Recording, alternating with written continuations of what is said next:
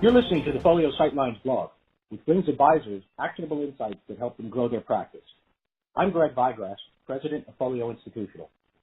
Welcome to part 2 of our conversation with G.J. King of RIA in a Box. For those of you just joining us, we've been talking about the SEC's changes to the Form ADV and how advisors should prepare for them.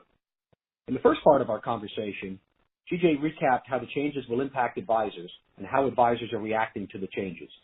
We also talked about changes to the SMA disclosures and wrap fee breakouts. TJ, thank you for taking time to share your expertise on this important topic. Thanks, Greg. It's a pleasure to join you here. Let's dive right back into our conversation. The SEC is now asking advisors to disclose all social media accounts they use for business purposes. Why is the SEC diving into advisors' social media activity? I think if you take a step back, it's a fairly natural evolution given how advisor marketing is changing. More and more advisors have a social media presence and are utilizing social media to engage with prospective and existing clients. I think right now regulators generally don't have a very efficient way to programmatically sort through social media data, but these new disclosures are a step in that direction. So I think as you kind of fast forward, it's fair to assume that the SEC and state regulators will soon have the capability to automatically scan social media posts for potentially problematic advertising. It will then be easier to prioritize those firms, for regulatory examination. So the ability to organize and review data is a huge focus for the SEC moving forward and a key stated goal of theirs. So I think you're going to see just a lot more scrutiny in this as they move towards a more efficient, risk-based and focused examination program. So just as an example of how you think about how social media may be monitored going forward, where today, for a regulatory audit, it's very likely and common that the regulator is going to review the firm's, social media posts before they come in for an audit. But they're going to have to kind of do some of their own research to find where those social media accounts are, try to discover them themselves, and kind of do more of a human-driven kind of review of that social media.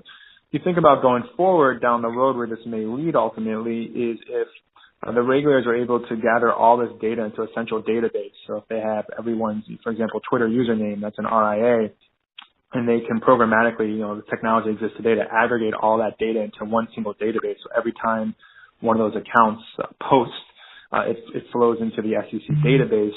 They'll then be able to run, keyword searches and screens for problematic keywords or guarantees or promises or problematic securities. So they're going to have a lot more intelligent data gathering that they can do, ad hoc and also more programmatically. So I think you're going to see, just a lot more capability going forward. But again, I think that all makes sense if you think about where advisor marketing is moving.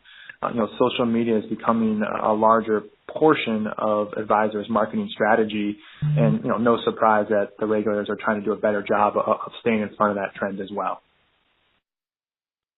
In conversations I'm having with advisors, there seems to be some confusion around some elements of the timing of certain disclosures. Is it the case that most advisors won't need to file anything until early 2018 when they file their first quarter amendments? And if so, what should advisors be doing now to prepare for the next filing? So the answer is yes. Most advisors won't need to file anything until early 2018, assuming they have a December 31st fiscal year end, and that's when they make their normal annual update amendment.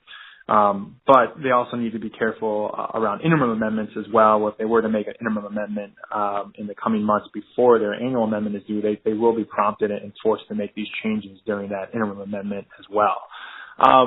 But as far as preparing, I do think advisors need to get in front of this. This is not something you want to wait till the finish line, towards the end of March. You're about ready to file your renewal, and you think it's going to be easy to kind of quickly gather this information. Look, for some advisors, maybe this isn't quite as impactful, and they'll be able to kind of scramble and do that. But for many advisors, that could be quite problematic, and maybe honestly not possible.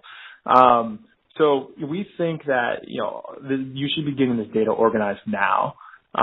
In particular, firms should be checking to make sure they're able to access this data in an accurate and organized manner when needed.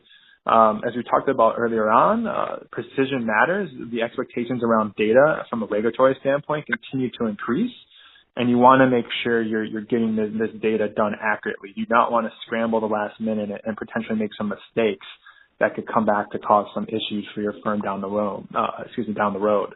And in addition to that, advisors also need to kind of have this data on standby, should an unexpected interim amendment need to be filed. So if there's some change to your firm that prompts an amendment in Q4 of this year, you don't want to, again, be caught off guard not having that information readily available to update your firm's Form ADV.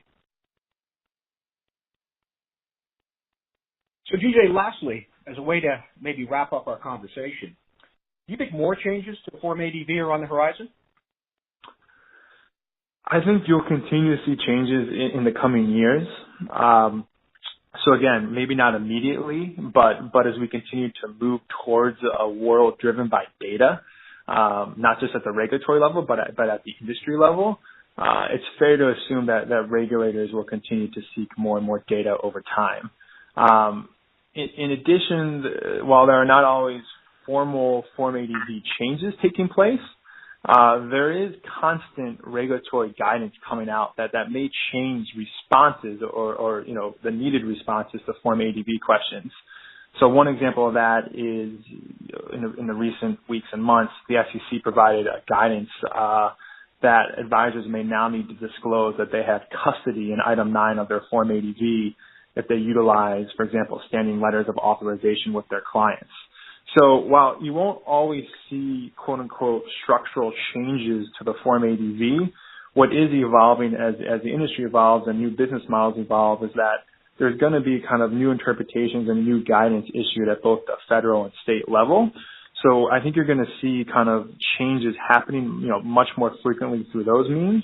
And then in the coming years, as data capabilities continue to expand and new technology emerges, I think you will see some actual structural changes to the Form ADV with, again, greater expectations around advisors providing more organized and structured data to regulators. GJ, thank you very much for taking time to speak with us. It's been a great pleasure to gain what I think is going to be very valuable insight on an incredibly important topic. Thanks, Greg. It's been a true pleasure today. I really appreciate you having me on. It's great to be here. If you'd like to receive more insightful tips about growing your business, sign up for Folio Institutional's blog at info.folioinstitutional.com/blog. Our expert interview series gives you the industry's smart thinking on issues that matter most to advisors. If you'd like to suggest a speaker or topic, please email your ideas to media@folioinstitutional.com. Neither Folio Institute, its parent, Folio FN Incorporated, or sister companies have a contractual relationship with today's speaker or his firm. Folio has not compensated our speaker in any way for this interview.